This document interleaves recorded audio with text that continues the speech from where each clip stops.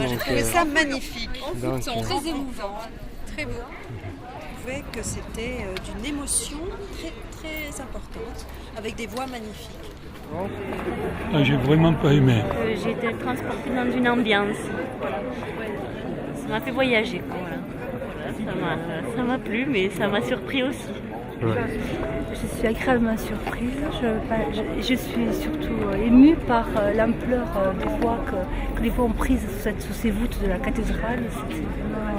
J'avais envie même de ne pas le voir et de fermer les yeux pour mieux s'imprégner de la musique. Moi je crois que cette pièce-là, elle sort un peu de l'habituel. C'est un peu mélange, surtout au niveau musical, entre l'Orient et l'Occident, surtout avec la langue syriaque qui était parlée par Jésus. Au niveau émotionnel, c'était très grand. J'étais avec ma fille. Quand je suis sortie, j'ai regardé un tableau là, avec la Vierge, avec le Christ. C'est très prenant, j'ai trouvé ça très plein,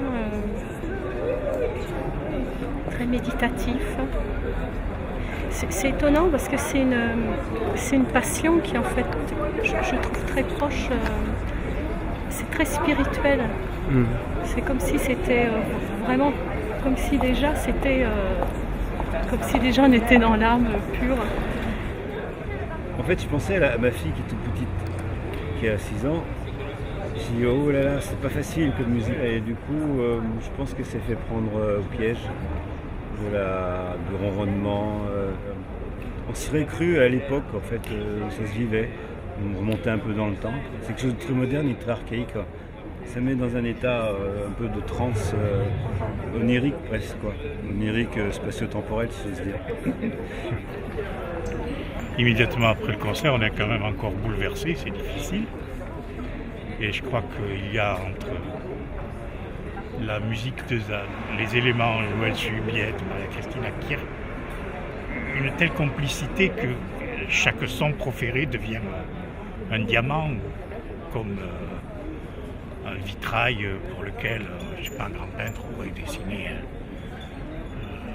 dessiné le carton et le maître verrier l'aurait réalisé, puis la lumière nous arrive comme ça. Voilà, c'est bouleversant, c'est tout.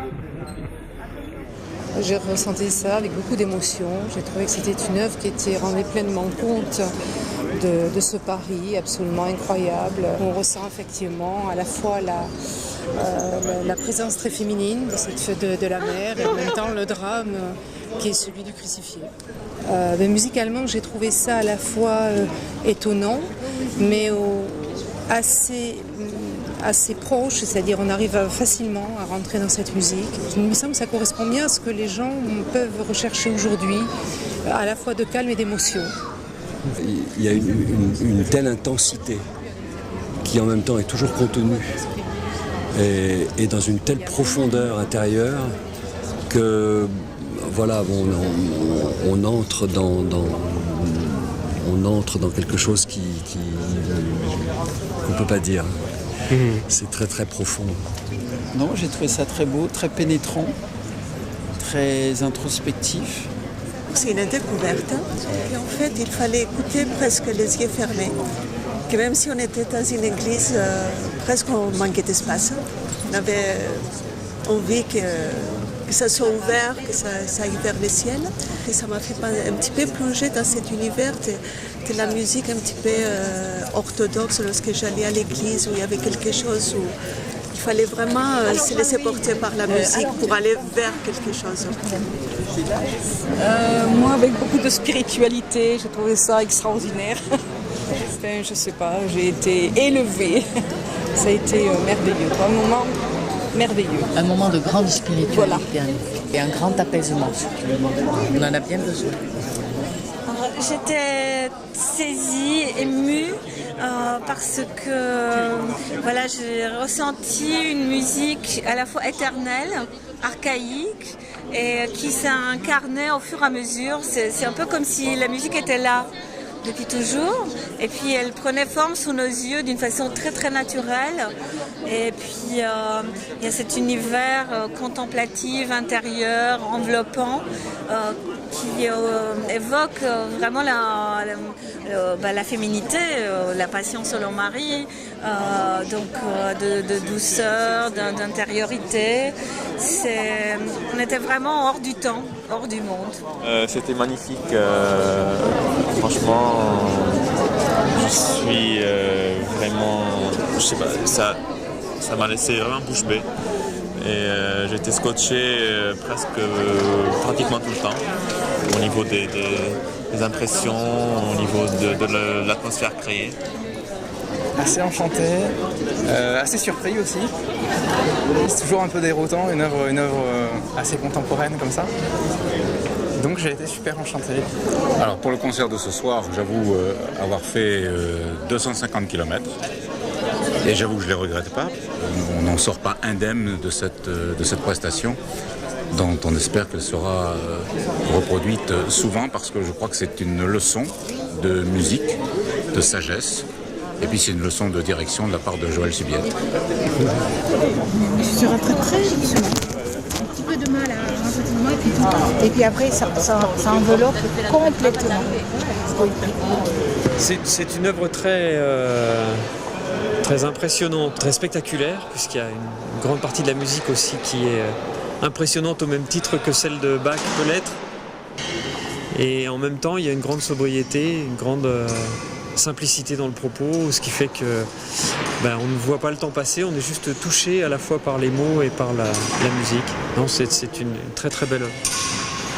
Ce que je peux dire, c'est que j'étais très bouleversée par cette œuvre, vraiment bouleversée, en particulier la fin quand même, avec ce bruit de pluie et la voix magnifique de Maria Cristina Kier.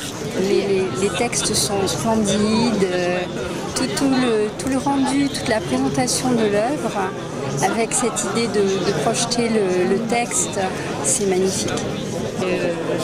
J'interprète le rôle de Marie. Il touche ma vulnérabilité en tant que femme et en tant qu'interprète. J'ai passé ma vie à interpréter toutes les Maries et toutes les Madeleines de toutes les époques. Avec cette œuvre-là, je suis confrontée à la sensibilité d'aujourd'hui.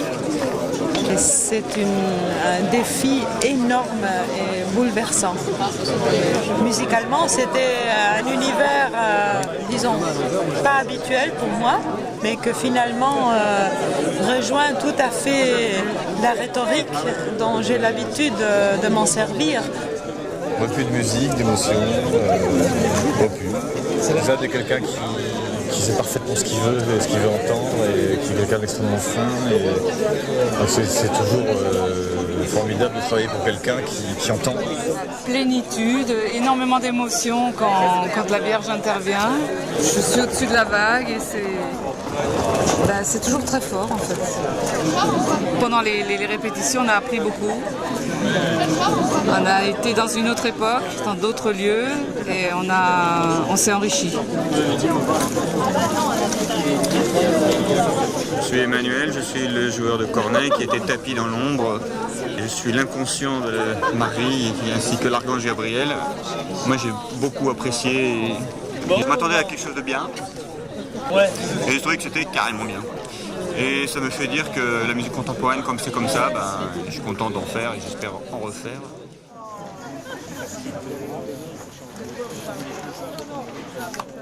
Yes.